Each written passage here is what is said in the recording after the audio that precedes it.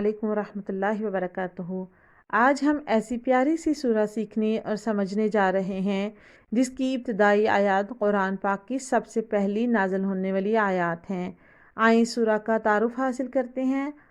علق کا معنی لوتھڑا یا جمع ہوا خون ہے۔ اس کا ایک اور نام اقرا بھی ہے جس کا معنی ہے پڑھیں۔ سورۃ العلق جو ہے یہ 30واں پارہ کی سورہ ہے اور اس سورہ کا نمبر 96 ہے۔ اس سورہ میں کل 19 آیات ہیں۔ سورۃ العلق جو ہے یہ ایک مکی سورہ ہے۔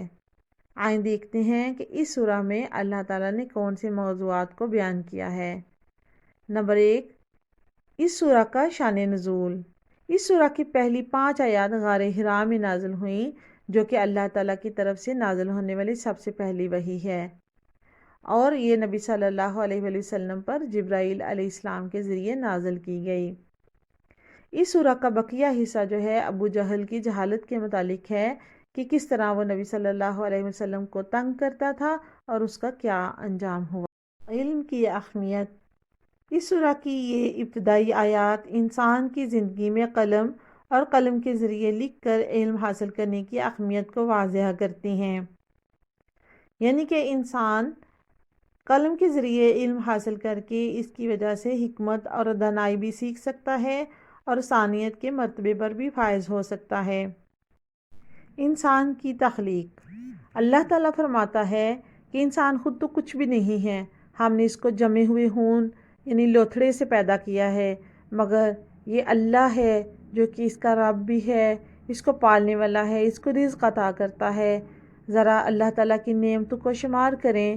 اگر اللہ تعالیٰ ہمیں یہ سب کچھ نہ دیتا تو ہمارے ساتھ کیا ہوتا۔ اس کے بعد یہ عقیدہ توحید کو واضح کرتی ہیں۔ انسان کو چاہیے کہ وہ اپنے خالق حقیقی یعنی اللہ کو ہمیشہ یاد رکھے، صرف اسی کی عبادت کرے اور اللہ سے محبت کے ذریعے ہی اللہ کو پہچانے۔ یعنی ہم ایمان والے اللہ تعالیٰ کی قربت حاصل کرنے کے لیے ہمیشہ محبت اور عبادت کا سہارا لیں۔ اس کے بعد یہ سورہ ہمیں تکبر اور غرور کا انجام بھی بتاتی ہے۔ ابو جہل نے تکبر کیا اور اس نے اللہ کے نبی صلی اللہ علیہ وآلہ وسلم کو مسجد میں عبادت سے روکا۔ اللہ تعالیٰ کہتا ہے اللہ نے انسان کو بنایا ہے، اللہ کو ہم انسانوں کی کوئی ضرورت نہیں ہے، مگر ہم انسانوں کو اللہ کی ضرورت ہے۔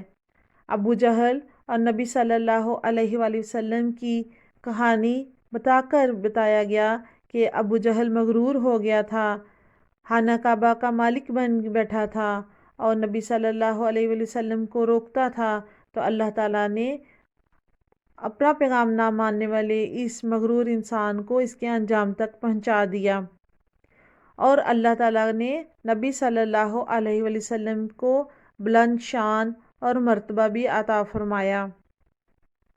ہمارے نبی صلی اللہ علیہ وسلم نے اسلام کا پیغام پہنچانے کے لیے بہت ساری مشکلات کا سامنا کیا تھا تاکہ لوگ صحیح راہ پر چل سکیں۔ اس سورہ میں اللہ تعالیٰ نے آخری آیت میں سجدہ کا حکم بھی دیا ہے، یعنی نبی صلی اللہ علیہ وسلم جب یہ آیات پڑھتے تو سجدہ کے لیے جھک جاتے تھے۔ ہمیں بھی آخری آیات کو پڑھتے ہوئے جھک جانا چاہیے یا سجدہ کرنا چاہیے۔ آئے مل کر علم میں اضافہ کی دعا کرتے ہیں۔ اللہم انی اسألک علما نافعا ورزقا طیبا وعملا متقبلا۔ اے اللہ، میں تجھ سے سوال کرتی ہوں نفع مند علم کا، پاک رزق کا اور ایسے اعمال کا جو کہ قبول ہوں۔ آمین۔